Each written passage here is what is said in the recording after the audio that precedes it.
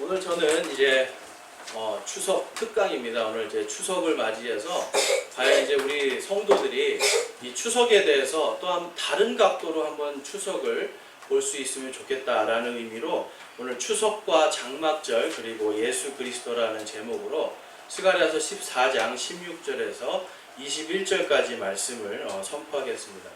여러분 이 추석 잘 보내셨어요? 네, 추석 속에 즐거웠어요? 추석 때문에 맛있는 거 먹고?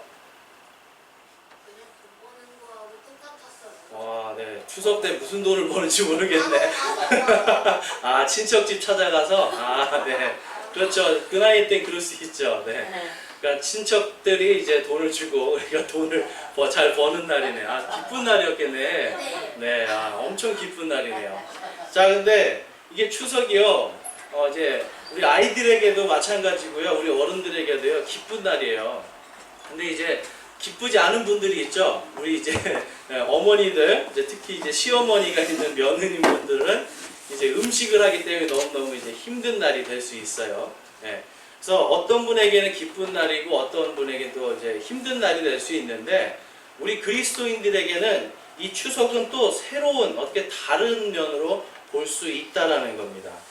근데 여러분 이제 우리 오늘 구약 성경에서 보면 오늘 이 말라기는 지금 언제의 이야기를 다루고 있을까요? 오늘 읽은 우리 이 말라기는 예수님이 이 땅에 오셔서 이 땅에 예수님의 왕국을 세운 그때를 이야기하는 거예요. 근데 이때 보면 지금 뭐를 말씀하냐면 예루살렘을 치러 온 모든 민족들 중에서 16절입니다. 남은 모든 자가 심지어 해마다 올라와 그 왕 곧 만군의 주께 경배하며 장막절을 지키리라 라고 말씀하고 있어요.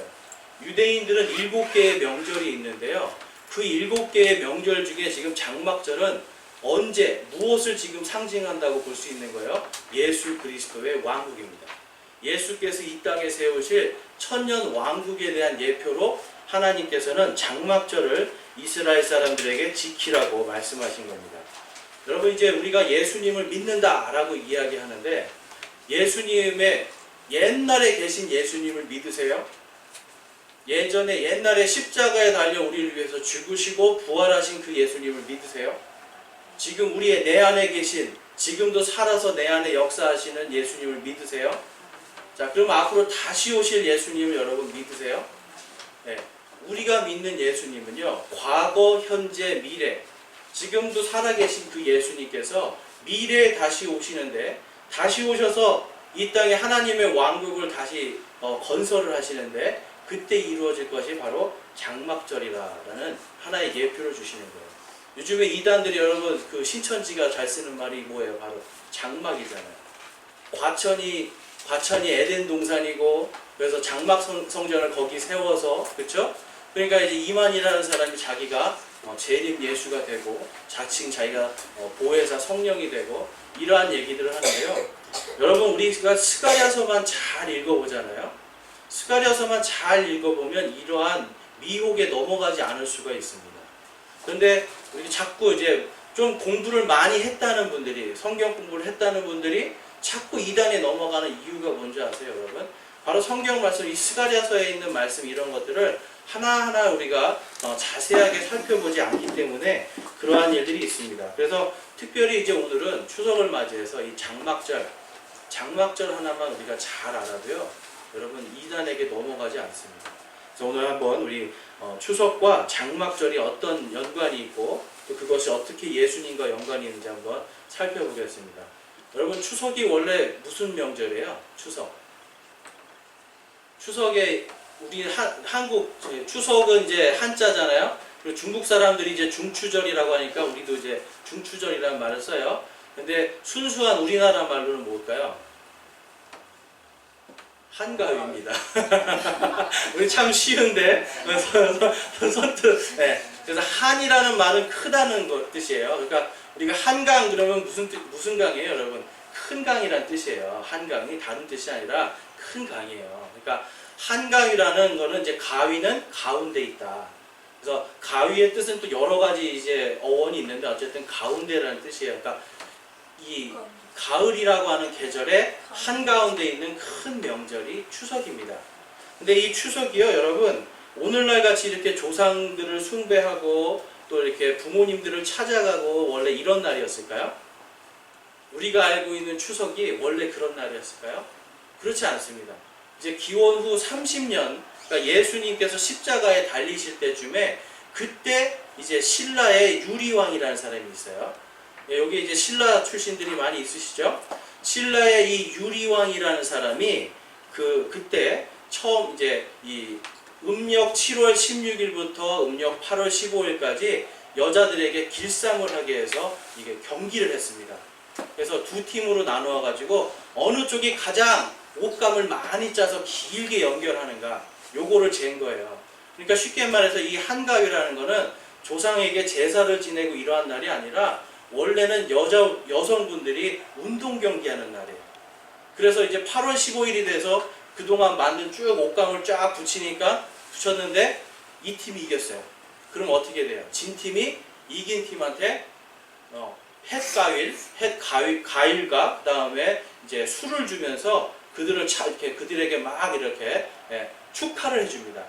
그래서 이 한가위라는 거는 원래 운동 경기를 하고 같이 즐기고 기뻐하는 날이 한가위였어요. 그러니까 여러분, 우리가 알고 있던 한가위랑은 좀 다르죠. 우리는 그냥 뭔가 이렇게 제사 지내고 조상님들한테 하는 막 이런 걸 생각하는데, 요게 이제 학자들이 보니까 그 이후에 이제 외국의 다른 문화가 들어와서 이게 조상을 숭배하게 됩니다. 그러니까 원래 신라에서 지냈던 한가위는 조상에게 제사를 지내는 날이 아니라 그냥 운동 경기하고 즐기는 날이었어요. 그러니까 이제 조선시대에도 보면 한가위 때 뭐 해요? 씨름하죠. 엊그저께 TV 보니까 오랜만에 보니까 재밌더라고요. 민속 씨름. 그러니까 이게 씨름하고 막 운동 경기 하는 날이었어요, 그날은. 그런데 이것이 이제 어느 순간 바뀌면서 이게 이제 조상을 숭배하고 막 이런 걸로 바뀌게 됩니다. 그래서 이제 보면은 그 외래 문화가 많이 왔다라고 하는 것 중에 하나가 뭐냐면 이 한가위에 하는 강강술래예요. 여러분, 강강술래 무슨 뜻이에요? 강강술래. 강강술래 무슨 뜻인지 잘 모르세요? 강강, 우리 그냥 한강이잖아요. 강강. 강들이라는 뜻이에요. 강들. 그렇죠? 그 다음에 수월래라는 말은 수월래, 수는 바다예요. 그러니까 강들과 바다를 건너왔다라는 거를 이 사람들이 노래로 만든 거예요. 강강 수월래. 그러니까 월담한다는 말도 들어보셨죠? 그러니까 강들과 바다를 건너온 어떤 민족이 준 문화라는 것이 이 강강 수월래 속에 있고요. 그 다음에 우리가 안 믿으시는 분들은 추석에 뭘 합니까? 달 보면서 소원 빌죠. 여러분, 원래 우리 조상들은 달을 보면서 소원을 비는 사람들이 아니었어요. 우리는 이게 달을 보면서 이렇게 숭배하고 이런 게 아니라 하늘에 있는 뭐 삼신 뭐 이렇게 해서 삼신 뭐 이런 걸 믿던 사람들이었어요. 그러니까 달이나 태양을 숭배하던 사람들이 아니었는데 갑자기 이게 달을 숭배하게 됩니다. 그래서 이 외국에서 온 이 문화가 무엇인가라는 걸 이렇게 살펴볼 때에 많은 사람들이 이것이 그 북이스라엘 왕국이 무너지면서 거기에 있던 문화들이 지금 동양으로 오면서 그것이 중국을 통해서 한국으로 왔다라는 것이 이제 일반적인 학자들의 이야기입니다. 그래서 이제 토끼가 떡방아 찢는 이런 것들 있잖아요. 그리고 그 이제 달을 숭배한 이러한 것들이 전부 다 가나안의 이러한 전통과 굉장히 비슷합니다. 그래서 이스라엘 사람들이요, 이 유대인 학자들이 우리나라의 추석을 딱 와서 보면 이 가나안에 있던 문화하고 너무 비슷하다고 그래요. 그리고 우리나라에 처음 왔었던 그 선교사들이 보고서를 이제 각 나라에 쓰잖아요. 뭐라고 쓰냐면, 이상하게 중국과 일본 사람들은 그렇지 않은데 한국 사람만 유독 아랍 사람들하고 문화가 똑같다고 그래요. 여러분, 한국 사람만 아랍 사람들하고 이제 서양 문화가 굉장히 빨리 들어왔어요. 뭐가 대표적인 게 뭘까요, 여러분? 숟가락입니다. 숟가락. 일식집 가봤어요? 우동집 가면 어떤 숟가락 써요? 납작한 거 쓰죠. 일본 사람들은, 중국 사람들은 그 숟가락을 써요. 근데 한국 사람은 뭘 쓰죠? 서양식 숟가락을 쓰는 거예요. 그러니까 이 한국 사람들은요, 무언가 이제 아랍의 문화권들이 옛날부터 전해져 내려왔고 그것이 정착을 하였다는 걸 볼 수가 있습니다. 그 중에 이제 유대인의 3대 명절에서 우리가 찾을 수 있는데 바로 이 장막절이 가장 우리의 추석과 똑같은 날에 그리고 비슷한 문화로 이루어진다는 것을 볼 수가 있습니다. 이 유대인들은요 유대력을 써요. 그래서 이 유대력이라는 것을 쓰면은 지금 우리보다 한 달 정도가 늦어져요. 그러면 음력 8월 15일이 무슨 날이죠, 여러분? 우리한테 추석이죠. 이 사람들은 유대력을 쓰거든요. 유대력 7월 15일이 바로 장막절입니다. 그러니까 우리하고 장막절과 날짜가 똑같이 겹쳐요.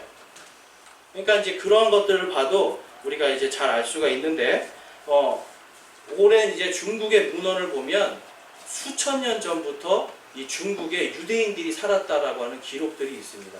이제 말씀을 이제 보면 앞에 사진 한번 볼게요. 여기 사진을 보면요, 이게 이 사람들이 유대인으로 보이세요? 어떻게 보이세요? 그냥 우리랑 비슷한 사람들이죠.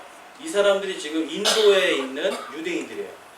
인도에 있는 자기들이 옛날에 북왕국 이스라엘이 다 망해가지고 뿔뿔이 흩어질 때 그때들이 자기들이 인도에 와서 정착한 므낫세 지파다라고 하는 사람들이에요. 이 사람들은 아직도 이 히브리어 성경을 읽고요, 안식일을 지키고 이렇게 살고 있습니다. 근데 어디에 있는 사람들이에요? 인도에 있는 사람들이에요. 그러니까 여러분, 이 이스라엘이 북이스라엘 왕국이요 우상 숭배를 했는데, 이들이 보면 장막절에 무엇을 했냐면 그 달에게 숭배를 하고 그 다음에 조상에게 숭배를 합니다. 그러니까 이들이 하나님을 숭배해야 되는데, 하나님이 인도하심을 감사해야 되는데 달을 숭배하는 거예요. 당시에 이 가나안의 신인 아스타롯, 아세라 이런 게 다 달신이거든요. 달을 숭배하고 또한 이 달을 숭배할 뿐만 아니라 조상들도 숭배하게 되는 거예요. 그래서 이 장막절에는요, 원래는 유대인들이 그런 걸 하지 않았는데 북이스라엘 왕국에서는 부모들을 찾아가는 거예요. 부모님들을 찾아가고 그리고 죽은 조상들에게 제사를 지내고 하는 일들을 했습니다. 그러니까 이러한 것들이 죄가 가득 차니까 하나님이 어떻게 하시는 거예요? 아시리아라고 하는 나라를 통해서 북이스라엘 왕국을 완전히 쳐버립니다. 그래서 전 세계로 흩어져 버렸어요. 이 사람들이 전 세계로 흩어져서 일부는 지금 어디에 와 있는 거예요? 지금 인도에 와 있어요. 그 다음 그림 한번 볼까요? 그 다음 그림, 여기는 어딜까요? 중국입니다. 그 앞에 보시면 이 별이 많이 보시던 별이죠? 이 별이 뭐예요? 이스라엘 국기에 있는 별이죠? 중국에 지금 카이펑이라는 시가 있어요. 하남성에. 카이펑, 이게 그 북경에서 좀 밑으로 내려가 있는 하남성인데, 카이펑이라는 시의 동네에 이렇게 유대인 거리가 있습니다. 그러니까 이 사람들도 수천 년 동안 지금 중국에서 살고 있는 거예요. 그러니까 여러분, 이 이스라엘 민족이 다 지금 하나님께서 북이스라엘 왕국을 흩으셨는데 이들이 지금 어디로 오고 있는 거예요? 동양으로, 동방으로 오고 있습니다. 그 다음에 또 이제 재밌는 사진이 있어요. 자, 여기 잘 보이시는지 모르겠는데, 지금 이제 우리나라 국기가 있죠? 우리나라 그 지도가 보이시죠? 그 위에는 지금 어디예요? 중국, 러시아예요. 러시아에 가보면 지금 우리나라 옛날에 지금 고조선이 있던 자리입니다. 거기에 뭐가 있냐면 유대인 자치지구가 있습니다. 유대인들이 저기 모여서 살아요. 옛날에 1920년도에 이제 저기에 이제 유대인들이 살고 있는데, 소련이라고 하는 이 나라가 생기면서 이 스탈린이 러시아 전체에 있는 유대인들을 다 모아서 저기에다가 만들어 놓은 거예요. 그래서 저기 가면요, 안식일 지키고요, 유대인들 같이 똑같이 회당에서 똑같이 율법을 읽고 합니다. 그러니까 지금 우리나라 여러분 보면 어디까지 지금 유대인들이 다 온 거예요? 지금 극동아시아까지 다 왔어요. 그러니까 이런 것처럼요, 여러분, 우리가 유대인은 저쪽 서쪽 어디 멀리 있는 사람들이 아니라 지금 굉장히 우리한테 가까이 온 사람들이에요. 그래 이만큼 지금 유대인들은요, 이 솔로몬 시대 때부터 지금까지 계속해서 극동아시아와 뗄래야 뗄 수 없는 그런 관계를 맺고 있습니다. 그래서 보면은 유대인의 7 명절이 있는데요. 그 7 명절을 보면 이제 유월절, 초실절, 오순절, 이제 앞에 잘 보이시나요? 초실절, 오순절, 그리고 나팔절이 있습니다. 자, 그리고 속죄일과 장막절이 있습니다. 근데 이제 여기서 이제 앞에 보시면은 6월절은 이 유대인의 명절은 항상 뭐랑 연결이 되어 있냐면 예수님과 연결이 되어 있어요. 예수님이 언제 죽으셨어요?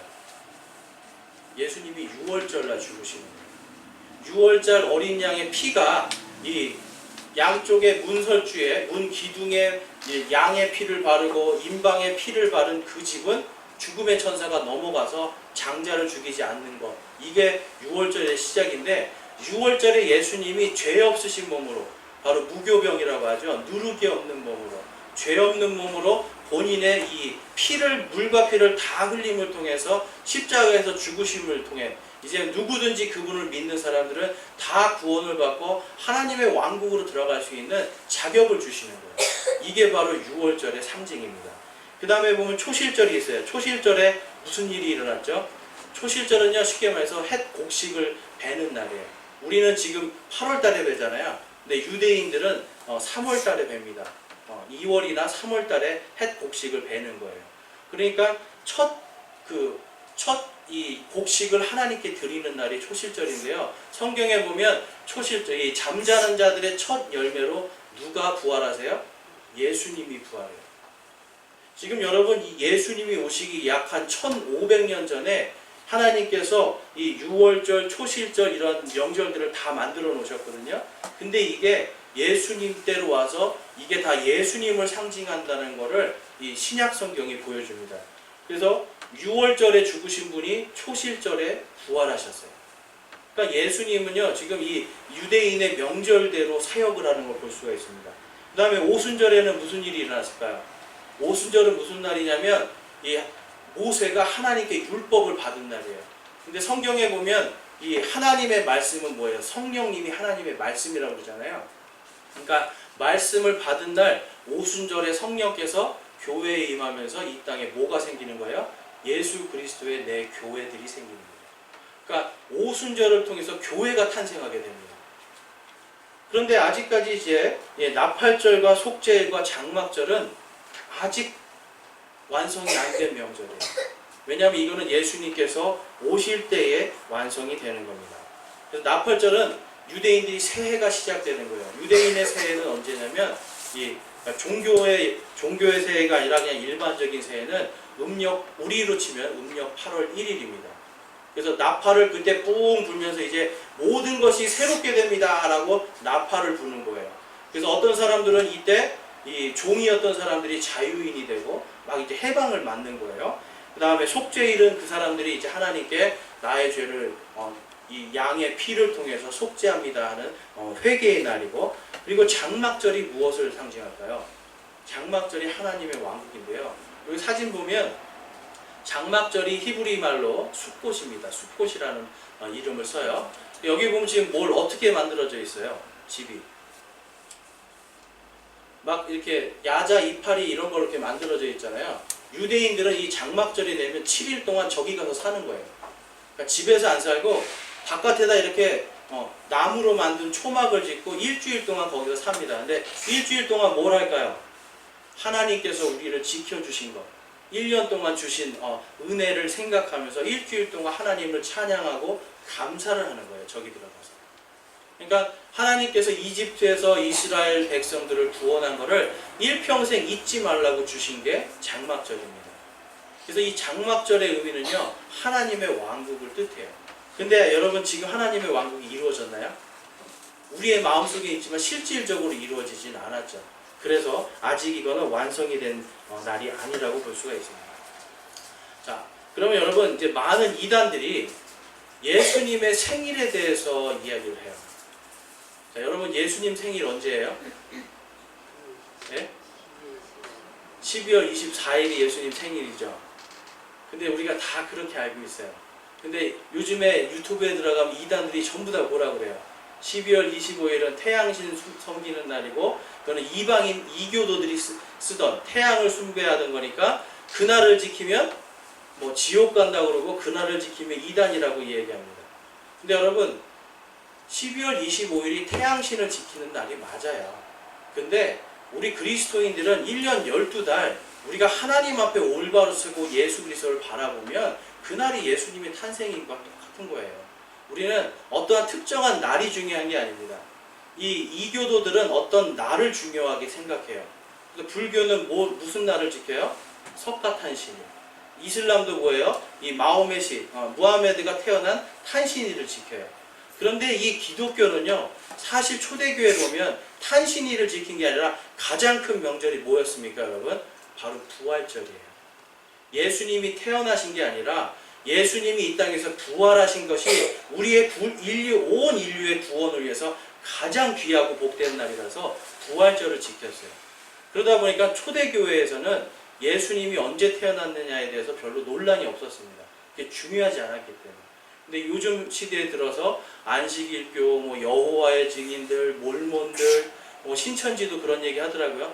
태양신 섬기는 날이다. 근데 여러분, 이거에 대해서 우리가 뭐라고 말을 할 수가 있을까요? 근데 이 사람들이요, 욕은 하는데 진짜 예수님이 언제 태어난지는 잘 몰라요. 자, 여러분, 예수님이 언제 태어났는지 오늘 지금부터 한번 살펴보겠습니다. 자, 단서가 어디냐면 누가복음에 있어요. 누가복음 1장 5절 말씀입니다. 우리 보이시는 분들은 함께 읽어볼게요. 시작.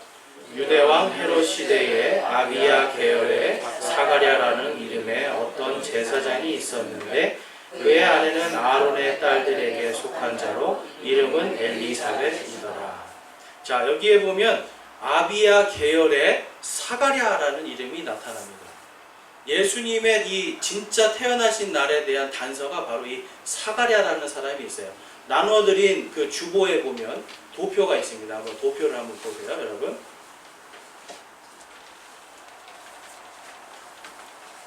안 보이시는 분들은 뒤에 큰 것도 있으니까요. 한번 살펴보시고요. 그 이제 도표를 보면서 한번 보겠습니다. 자, 이 아비야 계열이라는 건 뭐냐면요, 이 아론의 자손들이 이제 대제사장이 될 수가 있어요. 근데 이 아론의 자손들 중에 엘르아살과 아다말이라고 하는 이 두 아들들의 자손들을 통해서 이 대제사장이 됩니다.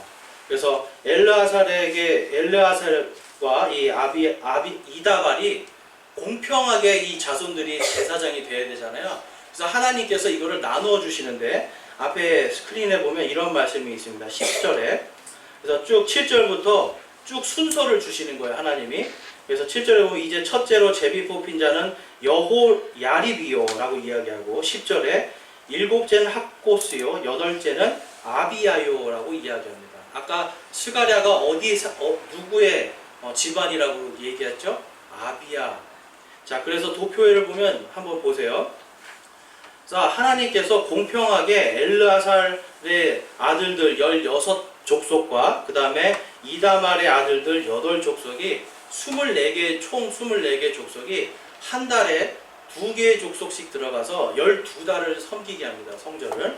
그래서 거기에 보면 파란색에, 지금 보면 이제 도표에 보시면 노란색이 양력이에요. 노란색이 양력이고 파란색이 유대력입니다. 자, 근데 지금 여호야립의 계열의 대제사장 해서 파란색으로 보면 거기에 이제 이게 시작된다라고 보고요. 그 다음에 그 밑에 쭉 내려가시면 파란색 화살표가 있죠. 여기가 뭐예요? 아비야 계열 제사장이 사역한다라고 나와 있습니다. 자, 이때가 지금 몇 월 달이죠? 7월 달입니다. 네, 유대력으로는 5월 달이 되는 거예요. 그러니까 6월과 7월 사이에 지금 이 아비야가 사역을 시작합니다. 근데 이때 이제 사역이 끝나고 이제 아부라고 하는 달이 있어요. 이때 엘리사벳이 침례자 요한을 임신하게 됩니다. 그리고 6개월 뒤에 그 위에 쭉 가보면 데벳이라고 써 있죠. 거기에 그때 하나님께서 마리아에게 예수님을 너가 아들을 낳을 것이니 그 이름을 예수라라고 이야기하면서 수태고지를 해요. 그리고 6개월 되는 날에 바로 엘리자벳을 찾아갑니다. 자, 그러면 이제 여러분 여기까지 지금 되면 지금 예수님을 잉태한 게 언제예요, 여러분? 12월 달이에요. 자, 12월 달에 임신하신 분이 12월에 애를 낳을 수가 있어요? 여러분, 12월 달에 임신한 사람이 12월에 애를 낳을 수가 있나요? 절대 없죠. 이게 이제 뭔가 잘못돼서 오래 있을 수는 있는데 만약에 그렇게 따지면 엄청 엄마가 힘든 거예요. 그렇죠? 그래서 12월 달부터 이제 계산을 이렇게 합니다. 그래서 유대력으로 10월 달이에요, 이때가. 그래서 그 다음 해인 유대력으로 2월달, 그러니까 우리로는 4월과 5월 사이에 침례 요한이 태어나고, 그로부터 6개월 뒤에 언제 예수님이 태어나는 거예요? 유대력으로 7월달입니다. 7월 1일부터 15일. 자, 유대력으로 7월 15일이 언제라고 말씀드렸죠? 바로 여러분 지금이에요. 바로 지금이에요. 장막절, 나팔절과 장막절 사이 요쯤에 예수님이 태어나시는 겁니다. 그러니까 우리는요, 그냥 옛날부터 12월 25일이라니까 다 그냥 그렇게 알고 있는 거예요. 근데 성경에 지금 아비야 계열의 사가랴라고 하는 이름부터 쭉 따지고 보니까 예수님은 지금 언제 태어나시는 거예요? 속죄일과, 나팔절과 속죄일과 장막절 사이에 태어나시는 거예요. 그래서 여러분, 제가 아까 말씀드렸죠. 이 나팔절과 속죄일과 장막절은 아직 완성이 안 된 달입니다. 그런데 예수님이 지금 언제 태어나세요? 장막절 이쯤에 태어나시는 거예요. 그러니까 지금으로 치면은 여러분 진짜 크리스마스는 언제예요? 진짜 크리스마스는 지금 이틀 전에가 진짜 크리스마스입니다. 어떻게 보면. 그래서 여러분 우리가 이 누가복음에 가보면 하나님께서 이 모든 것들을 하나하나를 전부 다 그대로 다 써놓으셨어요. 과정. 단지 우리가 그거를 깊이 있게 보지를 못하니까 이제 세상 사람들이 그리고 가톨릭 교회에서 만든 12월 25일 그 날을 자꾸 크리스마스로 하니까 이제 이거에 대해서 이단들이 공격을 하잖아요. 그렇죠? 그러니까 이러한 부분들에서 우리가 공격을 받을 때 그러면 너 진짜 예수님 생일이 언제인 줄 아냐라고 반문할 수 있어요. 여러분 비판하는 것이 비판하고 공격하는 자들에게 우리가 지식적으로도 공격하고 반문을 할 수가 있어야 됩니다. 그리고 12월 25일을 우리가 우상을 섬기는 날로 있는 거예요? 아니잖아요. 12월 25일 날 우리가 누구를 찬양하죠? 예수 그리스도의 탄생을, 예수께서 이 땅에 우리를 구원해 주신 예수님이 이 땅에 오신 것을 찬양하고 기념하고 예배를 드리잖아요.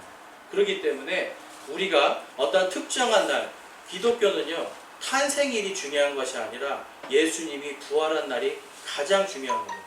자, 그럼 여러분 예수님은 언제 부활하셨다고요? 초실절에 부활했어요. 근데 여러분 특별히 예수님이 그 부활하신 날이 언제예요? 바로 일요일입니다. 바로 오늘이에요. 그래서 교회들은요 일요일날 예배를 드린 이유는 다른 게 아니에요. 예수 그리스도의 부활을 기념하는 거예요. 예수께서 우리를 위하여 십자가에 죽으시고 다시 부활하신 그 은혜를 기념하고 감사하면서 찬양하고 예배 드리는 것이 바로 이 일요일 예배입니다. 그런데 여러분 오늘날 이 안식일교나 이런 데 가면 뭐라 그래요? 일요일 예배 드리는 거는 666 표 받은 거다. 일요일날 예배 드리면 태양신에게 우상 숭배하는 거니까 지옥 간다고 해요. 그런 얘기 들어보셨어요 여러분? 많은 사람들이 그렇게 이야기해요. 여호와의 증인들은 어떻게 얘기해요? 여호와의 증인들도 그렇게 이야기합니다. 마치 일요일이 태양신을 섬기는 날인 것처럼 이야기를 하고 있어요. 그런데 우리는 일요일에 무엇을 기념하면서 예배를 드리는 거예요? 예수 그리스도의 부활입니다. 그러니까 여러분 일요일에 우리가 나와서 그냥 하나님께 일주일 동안 주신 은혜 감사합니다 하는 걸로 끝나는 게 아니에요. 우리는 예수님의 부활을 감사하고 찬양하는 거예요. 그리고 이 추석은 어떤 날입니까 여러분? 이 추석은 우리가 그냥 우리의 어떤 민족의 명절이다 뭐 이렇게 지내는 것도 좋지만 우리의 마음속에 이쯤에 우리를 위해서 이 땅에 오신 예수님이 계시는구나. 그리고 예수님이 다시 오실 때 아까 스가랴서 16절에 예수님이 이 땅에 하나님의 왕국을 세울 때 무슨 명절을 지킨다고 하고 있어요? 장막절. 장막절은 우리의 추석과 동일합니다. 물론 이제 중간에 윤달이 끼면 조금씩 차이는 있어요. 그렇지만 우리의 추석과 이 장막절은 항상 같이 갑니다. 그래서 우리가 추석을 맞이할 때 우리 그리스도인들은요 무엇을 생각해야 될까요? 예수 그리스도예요. 추석 때 내가 부모님을 찾아가고 여러분 돌아가신 분 산소에 찾아가고 중요한데 좋은 거예요. 근데 그것이 문제가 아니라 우리 그리스도인들은 다시 오실 예수님을 소망하는 거예요. 그리고 이 땅에 오신 예수 그리스도, 나를 위해 십자가에서 죽으시고 피 흘리기까지 나를 사랑하신, 나를 구원해 주신 그분을 더욱더 한번 생각해 보면서 감사하는 게 바로 우리 그리스도인들이 추석을 맞이하는 마음입니다. 여러분 그러한 마음으로 추석 보내셨어요? 아멘. 아멘. 네, 아멘도 있어요. 네. 우리가 그러한 마음으로 추석을 보내는 거예요. 유대인들은 그러면 메시아가 언제 올 거라고 기다리고 있을까요? 바로 나팔절, 장막절, 요때 메시아가 온다라고 보고 있는 거예요. 유대인들은요 아직도 이 나팔절은 뭐예요? 메시아가 오는 거를 붕 하고 나팔을 불 때 메시아께서 오신다. 그래서 여러분 이 데살로니가전서 4장에 가면 예수님께서 오실 때 뭐라고 말해요? 주께서 호령과 천사장의 나팔 소리와 함께 오신다. 마지막 나팔 소리가 울릴 때 예수께서 오시는 거예요. 그러니까 이 모든 것이 나팔절과 속죄일과 장막절에 그대로 들어가 있습니다. 근데 여러분 우리가 어떤 사람들은 생각해요. 여기 계신 분들은 아니지만 예수님 그래 내가 십자가에서 돌아가신 예수님 내가 믿어요. 그리고 내가 부활하신 예수님도 믿어요. 그리고 지금 내 안에 계신 예수님도 믿어요. 근데 예수님 다시 오시는 거는 글쎄요 라는 그러한 사람들이 있어요. 또 심지어 지금이 바로 예수님이 만드신 천년왕국이다 라고 이야기하는 사람들이 있어요. 근데 여러분 천년왕국이 되면 무엇을 지켜야 된다고요? 모든 민족들이 장막절을 지키는 거예요. 그러니까 만약에 뭐 지금 14만 4천에 들어가지 않으면 구원을 못 받습니다. 그러면 어떻게 해요 여러분? 아직 장막절이 우리 민족들이 지키지도 않고 있잖아요. 그렇죠? 예수님이 오시는 거 아직 오시지도 않았어요.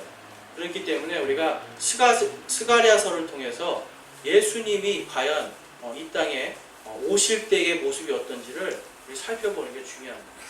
여러분 스가랴서를 보면 예수님에 대한 이야기가 거의 다 써 있어요. 우리 스가랴서 앞쪽으로 한번 넘어가 보실게요. 앞에 한 3절 한번 볼게요. 3절 8절 말씀입니다.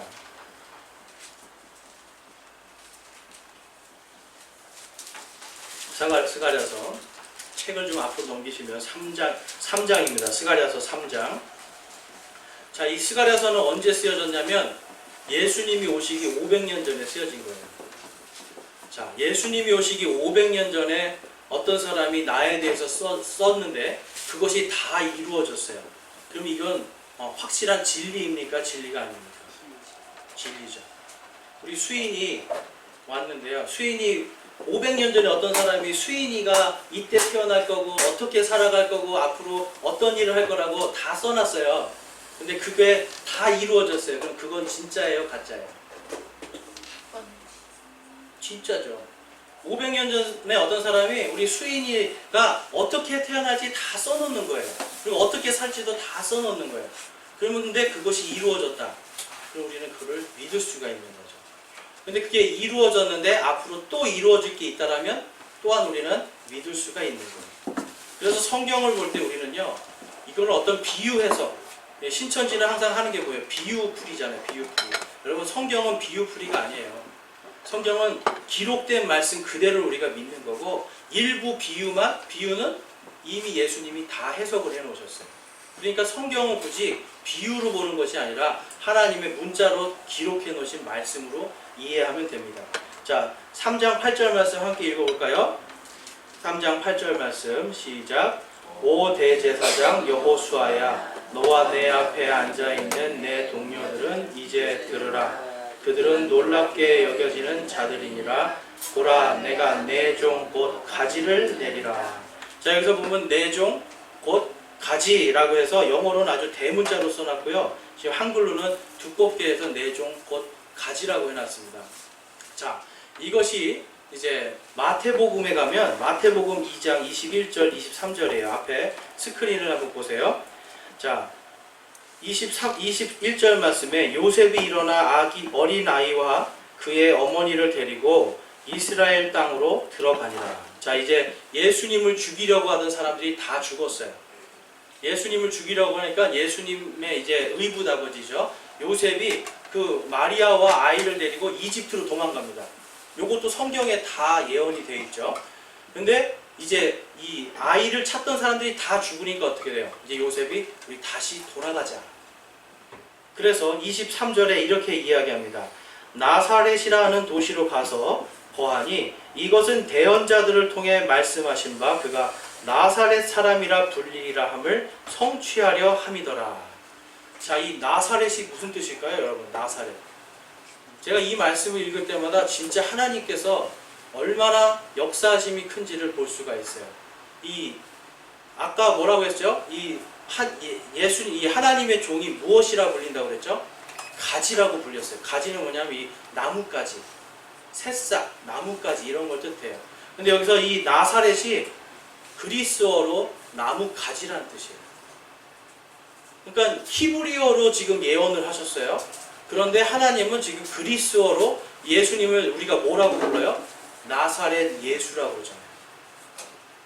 지금요, 하나님은 분명히 히브리어로 예언을 했는데 예언 성취는 뭘로 해요? 그리스어로 예언 성취를 합니다. 그래서 이 마태복음을 쓴 마태는 이것이 대언자들이 하나님의 영에 감동되어서 바로 그분에 대해서 예언한 그 말씀이 이루어졌다. 그 말씀을 하면서 뭐라고 그래요? 나사렛 사람이라 불리라 라고 하는 그 말씀이 이루어졌다고 합니다. 지금 스가랴서를 봐도 벌써 예수님의 탄생에 대해서 그리고 그분이 어떻게 살아갈지에 대해서 나옵니다. 그 다음에 우리 좀 뒤로 가볼까요? 스가랴서 9장입니다. 9장 9절에서 11절 말씀입니다.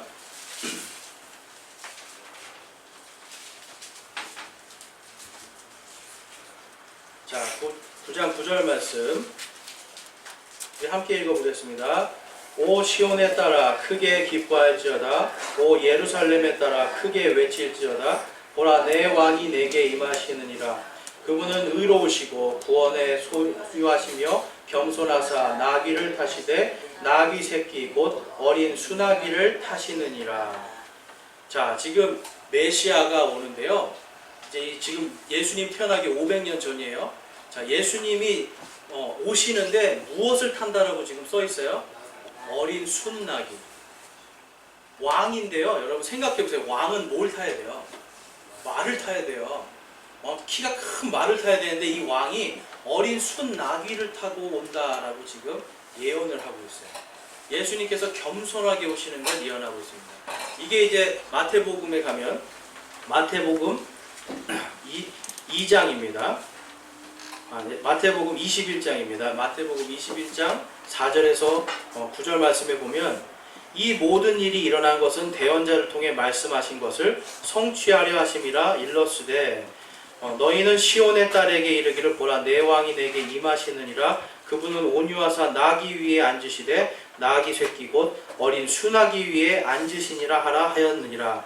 앞에서 가고 뒤에서 따르던 무리들이 외쳐 이르되 호산나 다윗의 자손이여 찬송하리로다. 주의 이름으로 오시는 이여 가장 높은 곳에 호산나 하더라. 예수님이 이 예루살렘에 들어가실 때 뭘 타고 들어갔어요? 어린 나귀. 지금 여러분 예수님이 태어나기 500년 전에 그 예수님이 오시는데 왕으로 오시는데 어린 순나귀를 타고 갈 거다라고 예언을 해놓잖아요. 근데 마태복음 21장에 보면 예수님이 어린 나귀를 타고 예루살렘에 들어가는데요. 여러분 이거는 얼마든지 흉내낼 수가 있어요. 근데 들어가는데 사람들이 뭐라고 소리치는 거예요? 호산나 호산나 다윗의 아들이요. 호산나가 무슨 뜻인가요, 여러분? 우리 호산나 잘 아는데 우리를 구원하소서라는 뜻이에요. 다윗의 자손은 무엇이에요? 우리의 왕, 다윗 왕을 얘기하는 거예요. 우리를 구원하소서, 우리를 구원하소서, 다윗의 자손이여, 다윗 왕이여 라고 지금 이 백성들은 예수님이 어린 나귀를 타고 예루살렘에 들어가는데 왕으로서 맞아주는 겁니다. 여러분 흉내는 낼 수 있다니까요. 어린 나귀를 탈 수 있어요.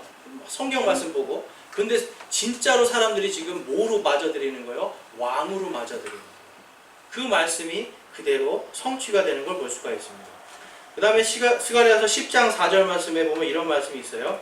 모퉁이 돌이 그에게 못이 그에게서 전쟁의 활이 그에게서 학대하는 모든 자가 다 같이 그에게서 나왔느니라. 지금 하나님에게서 무엇이 나오냐면 여기서 그는 하나님입니다. 모퉁이 돌. 신약 성경에 보면 이 모퉁이의 머릿돌이 누구시죠? 바로 예수 그리스도예요. 건축자의 버린 돌이 모퉁이의 머릿돌이 된다라고 하는 이 말씀이 그대로 성취가 되는 게 바로 예수 그리스도의 죽음입니다. 그래서 성경에서는 신약 성경에서 예수님을 모퉁이 돌이라고 이야기하죠. 하나님에게서 모퉁이 돌이 나오고요. 그 다음에 무엇이 나온다고 그래요? 못이 그에게서라고 나와요. 이게 이사야서 22장에 있는 말인데 하나님의 말씀이 못으로 꽝꽝 박아놓은 것처럼 단단하게 고정된다는 거예요. 하나님의 구원이 그 못에 단단하게 고정될 거다라고 말씀하고 있는 거예요. 여러분 예수님이 십자가에 단단히 못 박히심을 통하여서 이제는 누구든지 그분의 피를 통하여서 믿는 모든 자들이 자신의 죄가 씻김 받고 그들의 구원이 언제까지 예수께서 오시는 그날까지 확고하게 못이 박혀 있는 거예요. 그러니까 여러분 한 번 받은 구원이 중간에 내가 그것을 빼려고 해도 뺄 수가 없는 거예요. 왜 그렇습니까? 이 못이 어디에서 나왔기 때문에? 하나님에게서 나왔기 때문에. 그 다음에 또 뒤로 가보면 스가랴서 11장 보겠습니다. 자, 여러분 스가랴서만 봐도 지금 예수님이 계속 보이죠? 스가랴서 11장 12절 13절 말씀입니다. 자, 12절 말씀. 내가 그들에게 이르되 너희가 좋게 여기거든 내 값을 내게 주고 그렇지 아니하거든 그만두라 하매 이에 그들이 은 30개를 달아 내 값으로 삼으니라. 자, 이게 누구의 이야기입니까? 여러분? 예수님이 얼마에 팔렸어요? 은 30에. 여러분 이 은 30이 뭔지 아세요? 옆집에 있는 소가 우리 집 종을 들이받았어요. 근데 종이 죽었어요. 그럼 얼마를 배상을 해줘요? 은 30이에요. 그러니까 종이 죽은 정도밖에 안 되는 값을 받고 가룟 유다는 예수님을 팔아버려요. 그러니까 예수님을 지금 가룟 유다가 팔 것을 지금 스가랴는 지금 500년 전에 지금 그것을 예언하고 있는 거예요. 실제로 가룟 유다는 은 30에 예수님을 팝니다. 그 다음 말씀 보겠습니다. 우리 13절입니다. 주께서 내게 이르시되 그것 즉 그들이 나를 평가하여 매긴 그 상당한 값을 토기장이에게 던지라 하시기에 내가 그 은 30개를 취해 주의 집에서 토기장이에게 던지고 라고 말씀합니다. 자, 이 말씀이 지금 어디에 있죠 여러분? 이 말씀이 이 마태복음 26장 14절 15절에 그대로 나오는 거예요. 15절에 그들에게 이르되 내가 그를 너희에게 넘겨주면 너희가 내게 얼마를 내게 주려냐 하니 그들이 은 30개로 보아 언약을 맺거느리라고 이야기합니다. 그리고 나서 27장에 가보면 이렇게 말씀하고 있어요. 그 유다가 예수님을 팔아먹고 죄책감에 시달려서 어떻게 됐죠? 은 30을 제사장들에게 던지고 자기는 자살해서 죽습니다. 그러니까 자살한 사람의 이 돈을 우리는 성전에 둘 수 없다 하여서 이제 그 다음에 이 제사장들이 6절에 보면 수제사장들이 그 은을 거두며 이르되 그것은 피값이므로 그것들을 성전 보고에 넣어두는 것은 율법에 어긋난다 하고 의논한 뒤에 나그네들을 묻기 위해 그것들로 토기장이의 밭을 샀더라. 여러분 스가랴가 예언한 그대로죠. 은 30에 예수님이 팔릴 것이고 그 은 30을 통해서 무엇을 산다고 얘들이? 토기장이의 밭을 사는 거예요. 그러니까 여러분 지금 이 스가랴가 예언한 게 비유로 지금 다 들어맞는 거예요. 비유가 아니라 기록된 말씀 그대로 성취가 되는 것을 볼 수가 있습니다. 자, 12장으로 스가랴서 12장 가보겠습니다. 스가랴서 12장 10절 말씀입니다. 자, 스가랴서 12장 10절 말씀 우리 좀 긴데요. 천천히 함께 읽어보겠습니다. 시작. 내가 다윗의 집과 예루살렘 거주민들 위에 은혜의 영과 간구하는 영을 부어주리니 그들이 나 곧 자기들이 찌른 나를 바라보고 사람이 자기 외아들을 위하여 애곡하듯 그를 위하여 애곡하며 사람이 자기의 처음 난 자를 위하여 쓰라리게 슬퍼하듯 그를 위하여 쓰라리게 슬퍼하리로다. 아멘. 이 말씀이 여러분 요한복음에 가면 이렇게 말씀하고 있습니다. 요한복음 19장 34절에 그러나 군사들 가운데 하나가 창으로 그분의 옆구리를 찌르니 즉시로 거기서 피와 물이 나오더라. 스가랴는요 예수님이 옆구리에 창에 찔려 죽을 것까지도 하나님이 계시해 주셔서 다 보고 있었던 거예요. 그러니까 여러분 지금 예수님이 탄생 그리고 예수님의 생애 그리고 예수님의 죽음까지 이 스가랴서 한 장에 지금 모든 것이 다 예언이 되어 있어요. 여러분 이게 가능한 건가요? 500년 전에 한 사람을 위해서 이렇게 모든 것이 쓰여질 수 있는 것이 가능한가요? 그것도 아주 디테일하게 오직 하나님만이 하실 수 있는 거예요. 우리는 이 성경을 볼 때 성경은 하나님이 우리에게 주신 절대적인 진리라고 믿을 수 있는 것. 성경이 창세기부터 요한계시록까지 모든 말씀이 그대로 이루어질 것을 믿습니다. 아멘 할 수 있는 것. 예수 그리스도를 통해서 내가 구원을 받고 하나님의 왕국으로 들어갈 것을 믿습니다라고 하는 이 믿음은요, 1.1획도 변하지 않는 하나님의 말씀에서 나오는 거예요. 그래서 여러분, 우리 자녀들에게 하나님의 말씀을 가르쳐야 되고요. 우리가 가르치려면 어떻게 해야 돼요?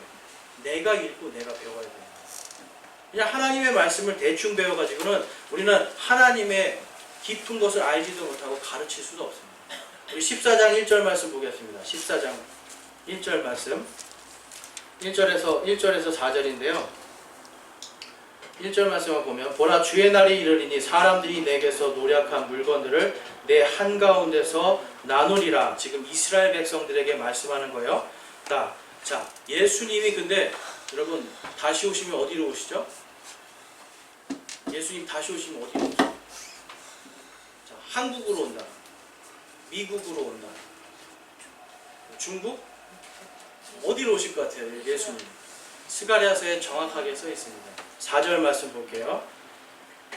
함께 읽어보겠습니다. 그날에 그분의 발이 예루살렘 앞 동쪽에 있는 올리브산 위에 설 것이요, 올리브산이 거기에 한가운데서 동쪽과 서쪽으로 갈라지므로 심히 큰 골짜기가 생길 것이며 그 산의 반은 북쪽으로 그 산의 반은 남쪽으로 이동하리라. 여러분, 지금까지 뉴스를 보면서 이 예루살렘 앞 동쪽 올리브산, 감람산이라고 합니다. 이 산이 반으로 쪼개진 거 보셨어요? 아직 없어요. 그러니까 지금 내가 예수다라고 하는 사람들은 뭐예요? 전부 다 거짓말장이거든요. 믿을 필요가 없는 거예요. 예수님이 이 땅에 완전하게 내려오실 때, 그때가 바로 장막절이고 그때 예루살렘이 반으로 쪼개지는 일이 일어난다고 지금 스가랴는 이야기하고 있습니다. 여러분, 우리가 날마다요, 저는 매년마다 이 추석이 다가오면요, 올해는 예수님이 오실까 기다려요. 올해는 예수님이 오실까? 이스라엘 민족들이 언제 예수님이 온다고 기다린다고요? 나팔절과 장막절이에요. 언제 예수님이 오실까? 여러분, 우리가 예수님을 믿는다라고 하는데 정말 여러분들 마음속에 예수님을 사랑한다라면 사랑하는 사람이 언제 오실까 우리가 기다려야 되는 게 맞잖아요. 그래서 우리가 올해의 추석은 지나갔습니다. 근데 여러분, 오늘 말씀을 통해서 내년에는 우리 마음속에 이번 올해는 예수님이 오실까라고 하는 기대를 갖고 소망을 갖고 살아가시길 바랍니다. 여러분, 내년 추석에 예수님이 오실까라고 하는 마음은요, 우리에게 소망을 줘요. 예수님이 오실 때 모든 우리의 슬픔과 고통과 눈물들이 다 그쳐지는 거예요. 이 땅에서 가장 귀한 것을 받는 날이 바로 그날입니다. 그래서 우리 오늘 우리 추석과 장막절 그리고 예수님에 대해서 살펴보았습니다. 여러분, 오늘 말씀을 드리니까 내년 추석이 기다려지세요? 네. 내년 추석 여러분 꼭 기다리시면서 예수님이 다시 오실 걸 소망하기를 주님의 이름으로 축원합니다. 우리 함께 기도하겠습니다.